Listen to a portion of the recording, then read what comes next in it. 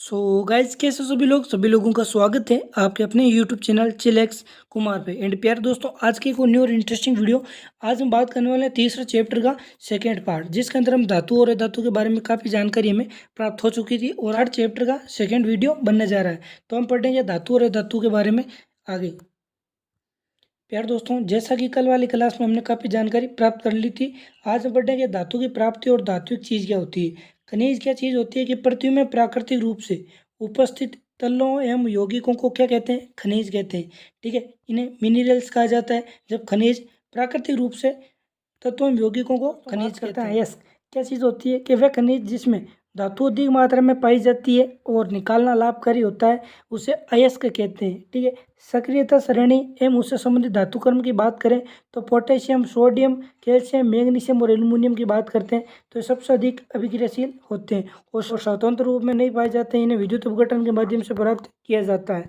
ठीक है, और बात करते हैं कुछ मध्यम अभिक्रियाशील की, तो जिंक, आयरन, लेड, कॉपर और ये चीज़ें होती है सल्फाइड, ऑक्साइड, कार्बोनेट, अयस्क के रूप में कार्बन द्वारा अपचयन से प्राप्त किया जाता है। एक होता है सबसे कम अभिक्रियाशील, तो सिल्वर और जो सोना है स्वतंत्र रूप में पाए जाते हैं। एक प्यार दोस्तों, अब पढ़ते हैं धातुओं का निष्करण। अयस्क से धातु का प्राप्त करना ही क्या कहलाता है? निष्करण के चरण फर्स्ट में क्या होता है? अयस्कों का समृद्धीकरण होता है, फिर धातुओं का निष्करण होता है और तीसरे में धातुओं का पृथक्करण वाली अभिक्रिया होती है। जो अयस्क होता है ना, तो प्यार दोस्तों अयस्क का सांद्रण किया जाता है जिसमें उच्च अभिक्रियाशील धातुएं और मध्यम अभिक्रियाशील धातुएं और निम्न अभिक्रियाशील धातुएं तीनों ही।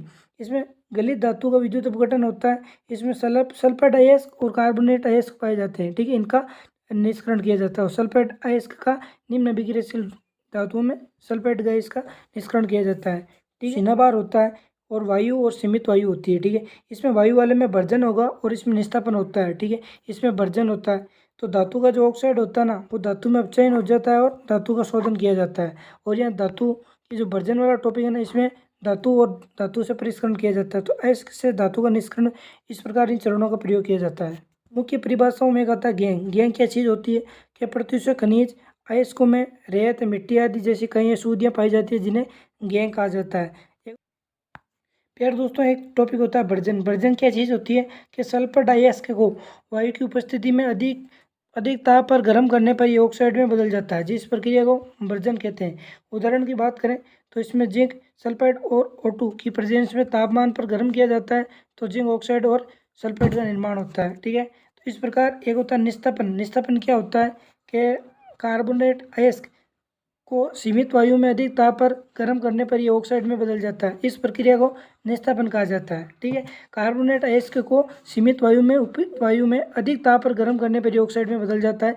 इस प्रक्रिया को निस्तापन कहते हैं। ठीक है, जैसे जिंक कार्बोनेट को जब ताप पर गर्म किया जाता है तो जिंक ऑक्साइड और कार्बन डाइऑक्साइड में अपचयन क्या होता है कि धातु ऑक्साइड से कार्बन जैसे अपचय का उपयोग कर धातु को प्राप्त किया जा सकता है। जैसे जिंक ऑक्साइड और कार्बन को जिंक और CO का निर्माण होता है।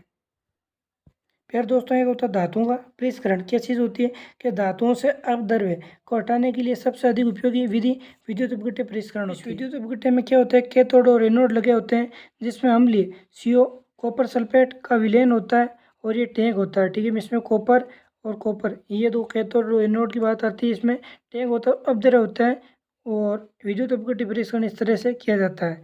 ठीक है, एनोड की बात करें तो इससे यहाँ पर अशुद्ध तांबा लगा होता है। ये जो चीज़ होती है ना, यहाँ पर अशुद्ध तांबा लगा होता है और कैथोड पर शुद्ध वाला तांबा लगा होता है। तो विलयन होता है वो कॉपर सल्फेट प्लस तनु सल्फ्यूरिक अम्ल सूक्ष्म मात्रा में डाला होता है। ठीक है, विद्युत अपघटन से जब विद्युत धारा प्रभावित की जाती है तो एनोड से अशुद्ध धातु विद्युत अपघटन में घुल जाती है और उतनी मात्रा में शुद्ध कॉपर विद्युत अपघटन से कैथोड पर निक्षेपित हो जाती है। अविलय शुद्ध एनोड तली पर निक्षेपित होती है जिसे एनोड पंख कहा जाता है। एक चीज़ होती है संक्षारण। संक्षारण क्या होती है कि धातु अपने आस पास अम्ल, आर्द्रता एवं वायु तीनों की प्रेजेंस में संपर्क में आने पर संक्षारित हो जाती है। सिल्वर की बात करें तो वायु में उपस्थित सल्फर के साथ अभिक्रिया कर सिल्वर सल्फाइड बनता है जिसके कारण वस्तु काली दिखाई देती है। कॉपर की बात करें तो कॉपर आर्द्र कार्बन डाइऑक्साइड के साथ अभिक्रिया करके हरे रंग का कॉपर कार्बोनेट बनाता है। लोहे की बात करें तो आर्द्र वायु में लोहे पर भूरे रंग के पदार्थ की परत चढ़ जाती है जिसे जंग कहते हैं। और संक्षारण से सुरक्षा की बात करें लोहे को जंग लगने से बचाया जा सकता है। प्यार दोस्तों, एक होती है मिश्र धातु। क्या होती है कि मिश्र धातु दो या दो से अधिक धातु या धातु तथा धातु अथवा या धातु के समांगी मिश्रण से बनती है मिश्र धातु। जैसे लोहा सूक्ष्म मात्रा में कार्बन के मिश्रण के साथ लोहा कठोर और प्रबल हो जाता है। इस्पात, जिसे स्टील बोला जाता है, लोहा और निकल और क्रोमियम से मिलकर इस्पात का निर्माण होता है। पीतल होते हैं वो कॉपर और जिंक से मिलकर बना होता है। ठीक है। जैसे कांसा होता है तो वो कॉपर और टिन से मिलकर बना होता है। शोल्डर होता है तो लेड टिन से मिलकर बना होता है। अम्लगम की चीज होती है ये मरकरी, जिसे पारा बोला जाता है, और ये अन्य तत्वों के साथ मिलकर अम्लगम का निर्माण करते हैं। तो प्यारे दोस्तों, आई होप ये आपका तीसरा चैप्टर भी कंप्लीट हो चुका है। और प्यारे दोस्तों, वीडियो अच्छा लगा तो वीडियो को लाइक करना, चैनल को सब्सक्राइब करना, सारे दोस्तों के साथ वीडियो को शेयर जरूर करना। दोस्तों मिलते हैं अगले वीडियो में, तब तक थैंक यू सो मच।